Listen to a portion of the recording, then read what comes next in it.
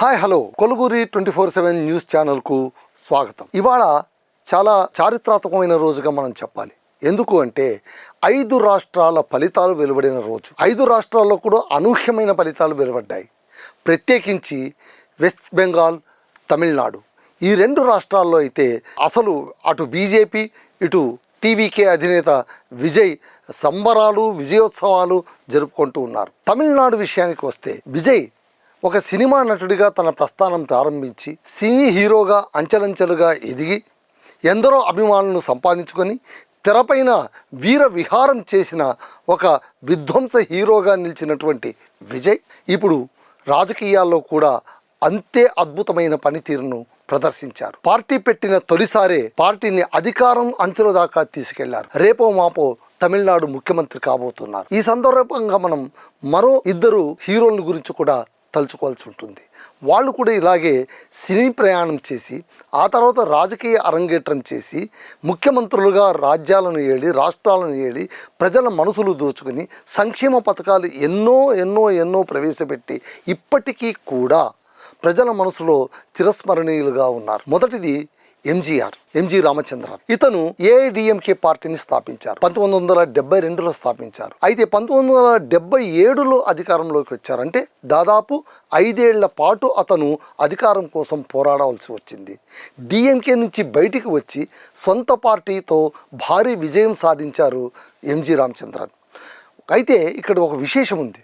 ఏంటంటే ఆయన వరుసగా 3 సార్లు ముఖ్యమంత్రి అయ్యారు. అంటే దాదాపు 15 ఏళ్ల పాటు అతను రాష్ట్రాన్ని పాలించారు. ఎన్నో సంక్షేమ పథకాలు, మధ్యాహ్న భోజన పథకం, ఎన్నో సంక్షేమ పథకాలు పెట్టి పేదల పెన్నిదిగా మారారు. సినీ తెరపైన ఆయన రాబిన్సన్ లాగా ఉండేవారు. అంటే ఏంటి, బందిపోటు వీరులాగా ఉండేవారు. పెద్దల నుంచి సొమ్ము దోచుకొని పేదలకు పంచిపెట్టేటువంటి ఒక ధీరోదాత్త నాయకుడిలాగా అక్కడ కనిపించిన ఎంజీఆర్ నిజ జీవితంలో కూడా పేదల పట్ల అంతే మక్కువ ప్రదర్శించారు. వాళ్ళ అభిమానాన్ని చూరుకున్నారు. అందుకే 1 కాదు 2 కాదు 3 సార్లు అతను ముఖ్యమంత్రిగా రాజ్యం ఏలగలిగారు. ఇప్పటికీ కూడా అతను స్థాపించినటువంటి ఏఐడిఎంకే పార్టీకి అదే చరిష్మా ఉంది, అదే గ్లామర్ ఉంది. అతను తదనంతరం జయలలిత వచ్చారు. వారు సమర్థంగా పరిపాలించారు. ఆమె కూడా తెరంగేట్రంలోన వెలిగినటువంటి తారనే. ఆమె హీరోయిన్గా చాలా పాత్రలు పోషించి నిజ జీవితంలో కూడా నాయికగా ఆమె వెలుగొందింది. ఎంజీ రామచంద్రన్ తర్వాత మళ్ళీ మనం చెప్పుకోదగ్గ పేరు ఎవరిదంటే నందమూరి తారక రామారావు. ఉమ్మడి ఆంధ్రప్రదేశ్ ముఖ్యమంత్రిగా వెలిగినటువంటి నందమూరి తారక రామారావు. అతను సినీ హీరోగా సుదీర్ఘమైన ప్రస్థానం ఉన్న వ్యక్తి. పౌరాణిక సినిమాల్లోన చెదిరిపోయినటువంటి ముద్ర వేసినటువంటి నందమూరి తారక రామారావు గారు తెలుగుదేశం పేరుతోన 1982లో పార్టీ స్థాపించారు.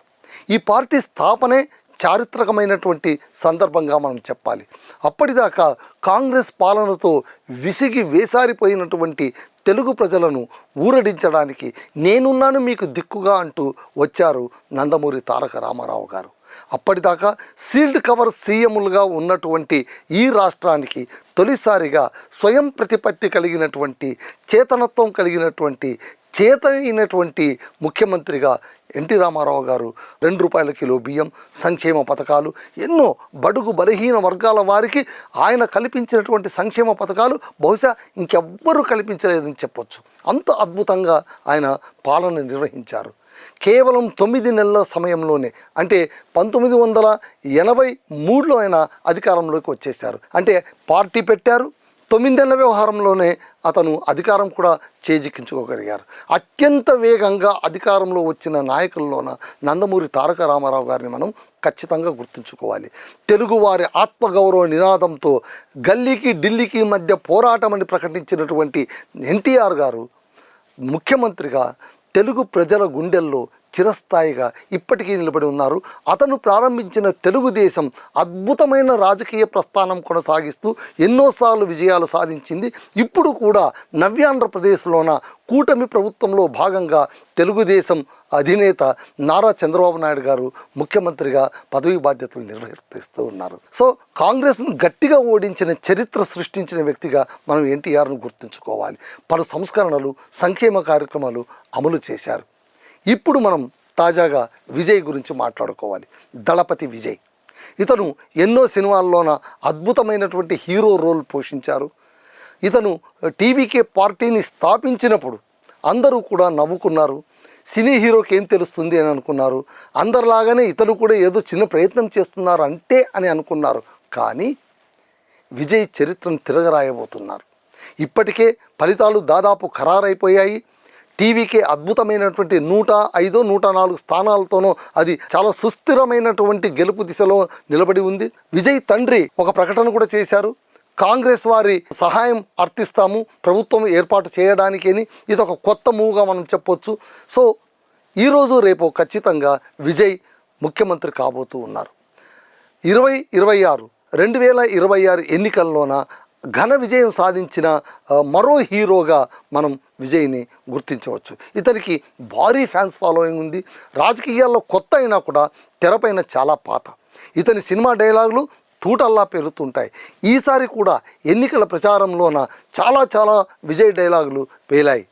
ఆయన నేను ఖచ్చితంగా వస్తాను, మిమ్మల్ని ఖచ్చితంగా రిపేర్ చేస్తాను అన్నటువంటి డైలాగ్ మాత్రం ఇప్పటికీ కూడా మారు మ్రోగుతూనే ఉంది. సో నాడు ఎంజీఆర్, మధ్యలో ఎన్టీఆర్, ఇప్పుడు విజయ్, వీళ్ళు ముగ్గురు కూడా సినీ హీరోలుగా విజయం సాధించి రాజకీయ జీవితంలో కూడా అదే జోషుతో అదే ఉత్సాహంతో విజయం సాధించిన వారిగా మనం గుర్తించవచ్చు. ఎన్టీఆర్, ఎంజీఆర్ లాగా మరి విజయ్ కూడా తనదైన ముద్ర వేస్తారా? తమిళనాడు ప్రజల మనసులను దోచుకుంటారా? సంక్షేమానికి పెద్దపీట వేస్తారా?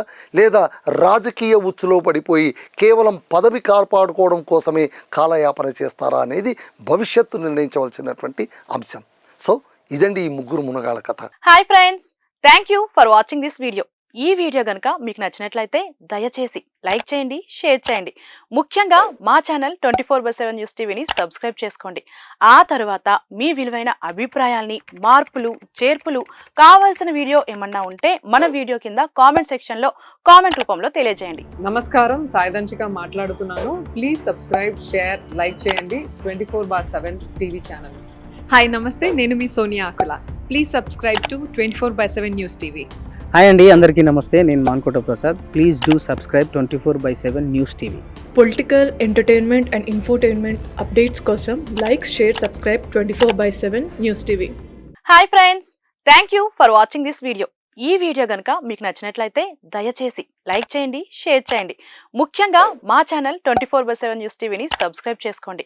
ఆ తర్వాత మీ విలువైన అభిప్రాయాల్ని, మార్పులు, చేర్పులు, కావాల్సిన వీడియో ఏమన్నా ఉంటే మన వీడియో కింద కామెంట్ సెక్షన్లో కామెంట్ రూపంలో తెలియజేయండి. నమస్కారం, సాయిదంచిక మాట్లాడుతున్నాను. ప్లీజ్ సబ్స్క్రైబ్, షేర్, లైక్ చేయండి 24/7 టీవీ ఛానల్. హాయ్ నమస్తే, నేను మీ Sonia Akula. Please subscribe to 24/7 news TV. Hi అండి, అందరికీ నమస్తే. నేను Mankota Prasad. Please do subscribe 24/7 news TV. Political, entertainment and infotainment updates కోసం like, share, subscribe 24/7 news TV.